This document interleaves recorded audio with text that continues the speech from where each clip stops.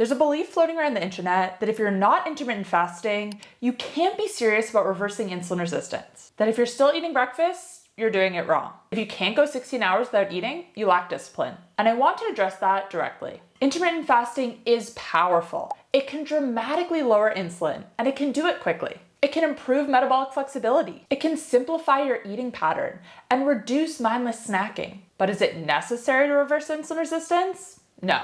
And for some people, it can actually backfire. Today, we're going to break this down properly, not emotionally, but based on facts. We're going to talk about what intermittent fasting actually does for your insulin, who can benefit from it, and who should be cautious. And I'm also going to give you a little trick I use for how you can get the benefits of intermittent fasting without following a routine that makes you feel miserable. And spoiler alert, fasting is a lot better for men than it is for women. So many women try to force it without listening to their bodies. Men don't have the same hormonal barriers that women have. Now, this doesn't mean that women should never fast, but there's just a little bit more to consider. If you've been following my insulin resistance playbook series, then you'll already know we're building this step by step. In episode 1, we talked about why insulin resistance can stall weight loss, even if you're eating a calorie deficit. In episode 2, we talked about the first food change you should be making if you want to lower your insulin. Now we're taking it one step further and answering a few questions I'm commonly asked. Do you need to stop eating for 16 hours a day in order to reverse insulin resistance?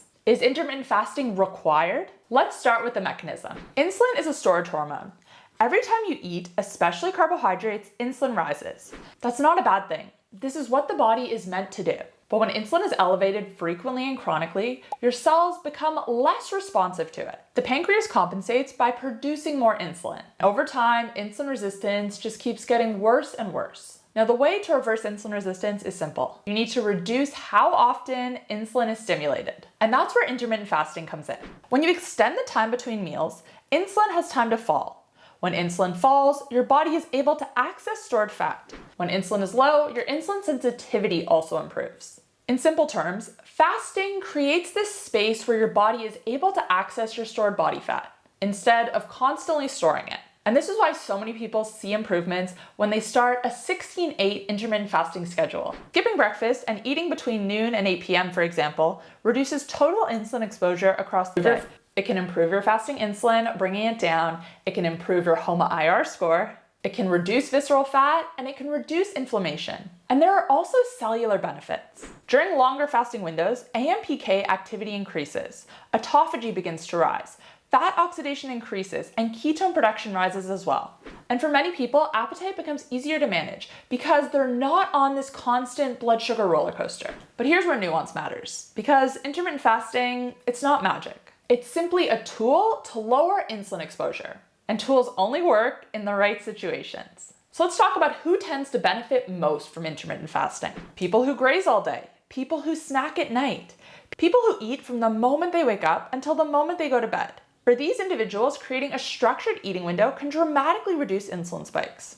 People with high fasting insulin, but a decent stress resilience tend to respond well. People who naturally feel less hungry in the morning may find skipping breakfast effortless. And when fasting feels natural, it works beautifully. But let's talk about who should be more careful. If you wake up wired, anxious, already stressed, and coffee is the only thing keeping you upright, adding fasting on top of this stress load may not help. Also, if you're someone who just doesn't sleep well, if skipping breakfast leads to irritability, dizziness, and maybe even you binging later that night, that's not metabolic flexibility.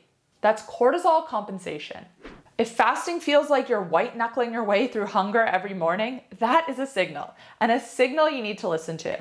We're not trying to build something that we stick to for a couple of weeks, for a couple of months, and then fall back into old habits. We're trying to build metabolic resilience and a plan that we can actually stick to long term. You might remember this principle from episode 2. Habits must feel repeatable. If intermittent fasting feels empowering, then continue. If it feels like punishment, let's reconsider. And even if you're feeling good fasting, but you're not getting results, that's also a sign you need to reconsider. There's a lot of hormonal nuance here, and especially for women. Men have it easy. Their hormones are the same day to day. But for women, our hormones fluctuate throughout the month, and they're more sensitive to the amount of food we eat. In some women, aggressive fasting can elevate cortisol, disrupt sleep, and impair menstrual cycles if combined with low protein intake or high stress. Now, this doesn't mean women can't fast, it just means the context matters. Sleep, protein adequacy, stress management, and total calorie intake must be in place first. Women are also more resilient to stressors in the first half of their cycle, so that's something that needs to be taken into consideration. It's not even fasting itself that causes hormonal disruptions in women.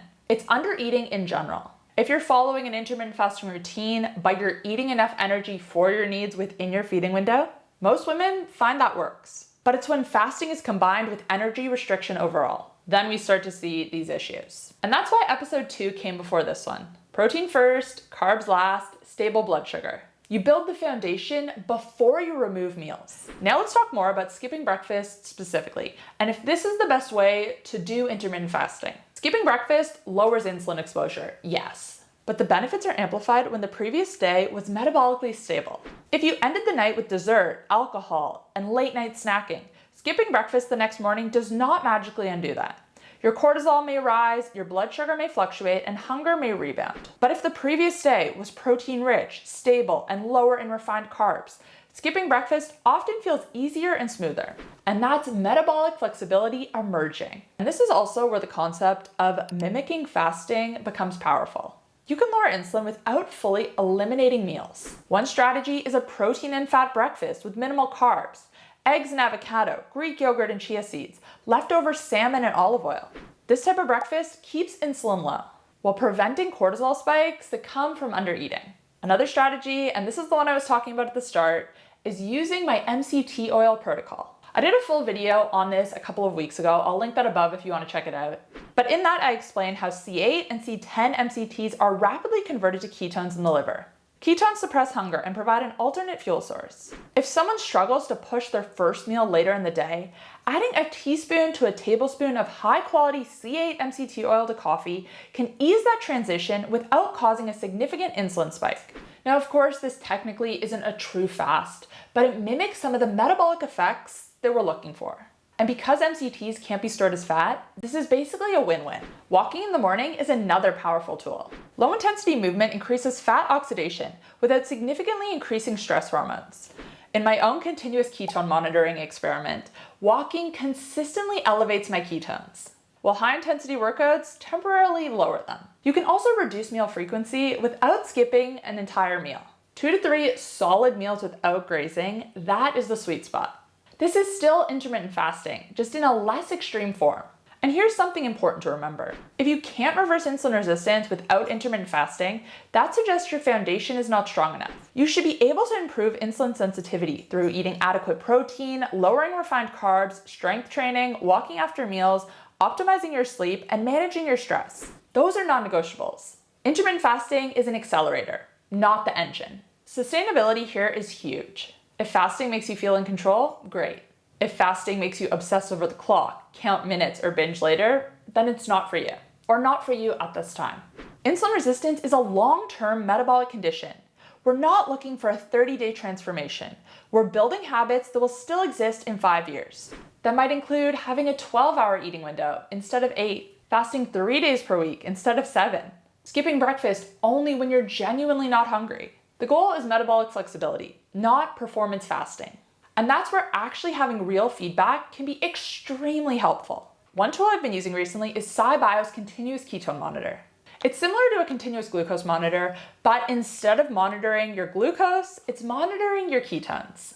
When someone is insulin resistant, it's actually very hard for their body to make ketones, even during fasting, even if they think they're doing everything right. High insulin blocks fat release, and if you can't release fat, you can't make ketones. So one of the clearest signs that your insulin sensitivity is improving is that your body can actually produce ketones more easily. What I like about using a CKM is that it eliminates guesswork. You can see how your body responds to skipping breakfast. You can see whether a high-fat, low-carb breakfast increases ketones. You can see when stress drops them. You can see how walking affects them. In my own testing, better sleep increases my ketones the following morning. And I know we're all tired of hearing about how important sleep is, but it's true. This kind of feedback is extremely powerful. You're no longer guessing. You can see what works. And you don't need to be in deep ketosis all of the time. That's not the goal. The goal here is building metabolic flexibility so you can switch between using carbs and glucose for energy and fat. A continuous ketone monitor simply shows you when that switch is happening. If you're someone who likes data and wants to actually see whether your metabolism is becoming more flexible as you implement these habits, I'll link SciBio's CKM in the description below. Another question I'm frequently asked is, what about autophagy? Longer fasts do stimulate autophagy more significantly. A 24-hour fast done occasionally can be beneficial, but daily extended fasting is not required for insulin reversal. Improving insulin sensitivity alone improves cellular health dramatically. And if you're sleeping poorly, you're stressed, you're under eating protein, you will not maximize autophagy anyways. Everything is connected. Now in episode 4, which is going to be out next Tuesday, we're going to talk about the best and the worst foods you can be eating for your insulin.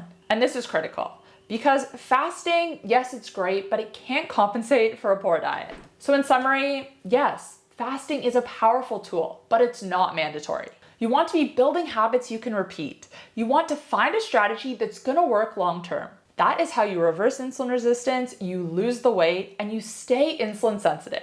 Now, if you want to revisit the foundation, make sure to watch episode 1 and 2 next. Watch them in order because they build on each other. And make sure you're subscribed so you don't miss the next episode.